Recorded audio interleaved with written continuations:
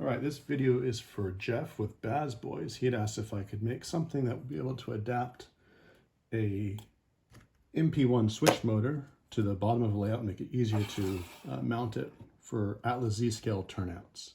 And I came up with this little thing, which is an adapter, which allows you to mount the MP1 below the layout, and then once you install it, you kind of cut off these top risers to the level of the layout.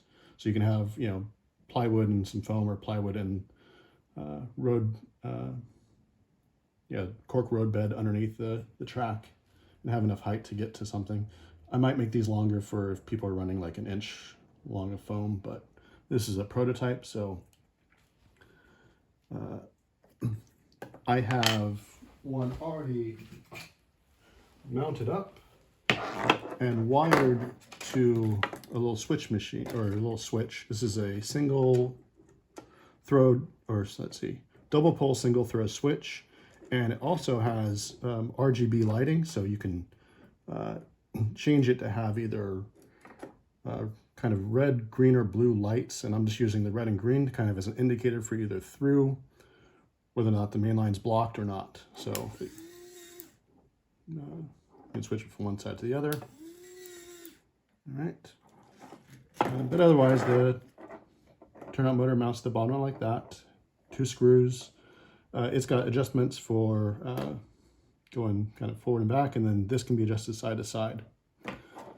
And then, so how this would generally work is if you want to place your turnout roughly here, what you would do is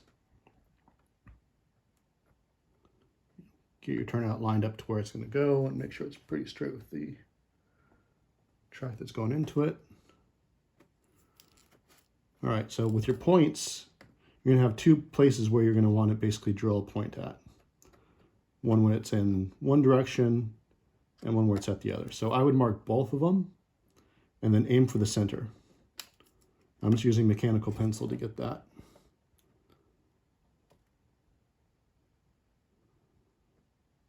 Moved a little bit, so line back up.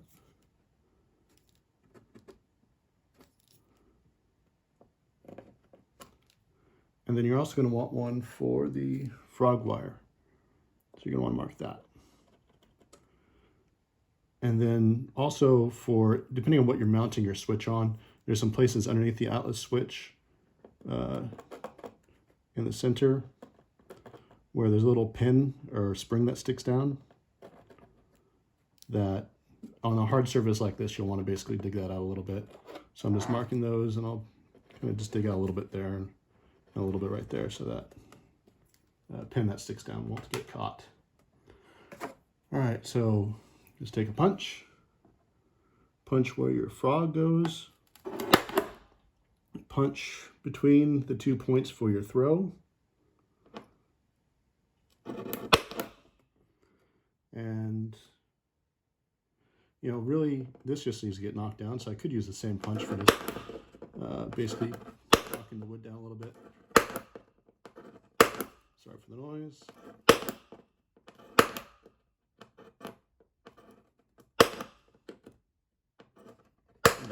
All right. Then, for these guys, I'm going to give a pilot hole.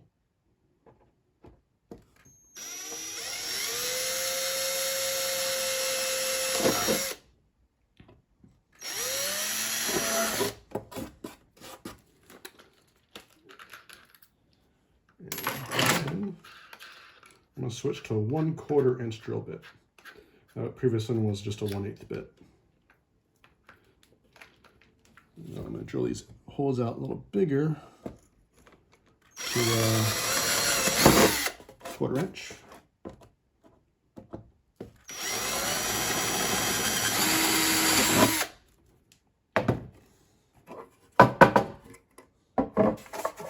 A little bit. Now this thing just mounts underneath, using those holes as alignment for getting the rough alignment of the turnout motor below. And then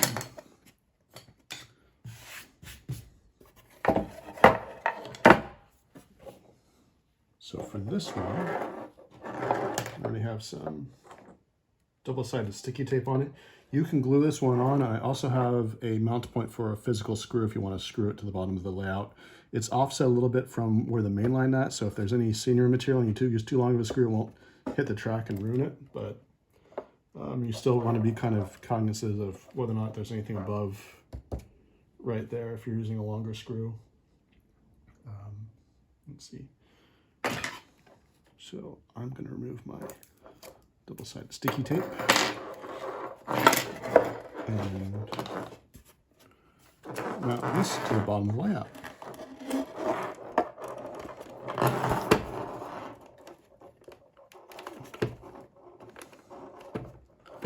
All right, and then I still have that function of, or did that come undone? Oh, I lost one of them. This is a bit janky because it's a demonstration, but I don't even have a proper wire stripper with me. All right.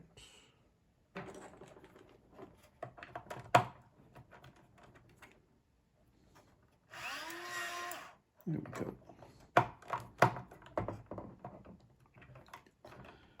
And that part can all be properly mounted later. This is for the frog wire. So on these turnout motors, you run your track power to this point or this point, and then depending on how this is switched, it would route it to the frog. So I'll go ahead and get that ready too. All right, so back on the top side, we have these things sticking up above the layout now. What you would do is either take a sharp razor like this, and you should have these for cutting foam or anything for scenery anyways. And just cut that off so it's flush, and cut this off so that's flush.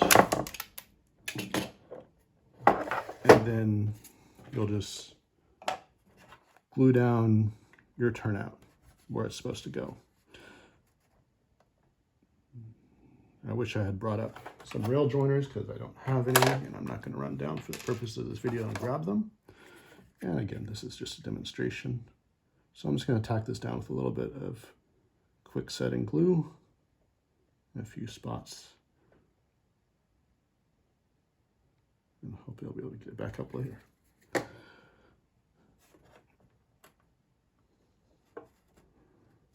Good.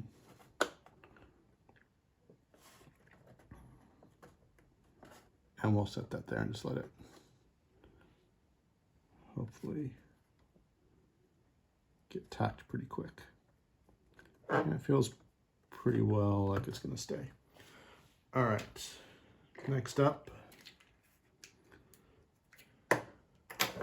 One thing I forgot to mention was I included these two little dark lines here and here.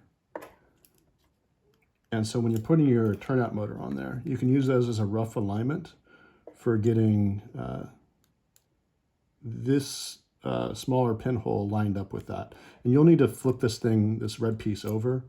And you also need to swap out, there's a little pin in there that's in the instructions for this MP1 to make it a 3mm throw instead of the larger 9mm throw for other scales. And so once that's lined up, you can pretty much just drop, a pin down. All right, I had to cut to go grab a proper piece of wire to mount this. So now I can go in from the top and just drop this guy down. And from the bottom side, you can adjust these screws and then move it back and forth to get it to drop into the hole for the actual turnout motor, or if you need to move it forward and backwards to get it to mount. I forgot to, no, that was loose.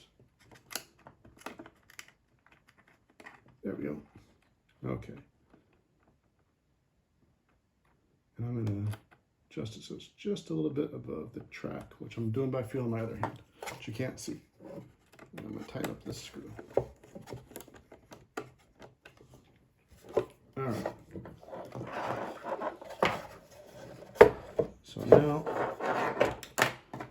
fun little switch, and I've got the lights reversed because that should be green for, but I can swap those wires around. But now my turnout will switch back and forth just as it should. So there's a screwdriver. But that's what this is. So we'll see if this works for Jeff and if it's a viable solution for mounting these things up fairly quickly and being able to get reasonable alignment. You would then need to feed your frog wire up and through there. You could also, well, that part you may want to do actually beforehand, because it's kind of hard to, especially if you're in the middle of a larger layout. You could solder that up beforehand and just drop it down and then screw it in position later. So that actually might be better to do beforehand, before installing the turnout, to solder that and then drop that wire straight down. So, but besides that, that's pretty much it. So I will probably be posting this design to my GitHub, and I might send it up to 3D Train just so there's an available pathway for people who need to print something who don't have a printer. Otherwise, these were just printed with an FDM printer with a 0.4 nozzle, and I went a little bit taller on the layer height for these, so there wasn't so much of a, so there's less strength into them because it's printed at like 0.28 millimeter, so they're easier to cut. But it's a little bit, but then it's like 0.2 millimeter for the rest of it, and that worked out pretty well. So if you want to print that yourself, just kind of like the standard settings in most slicers will work. With like kind of your, like in Bamboo, it's the standard 0.2 millimeter settings that I use to print. Hey kitty. So that should do it.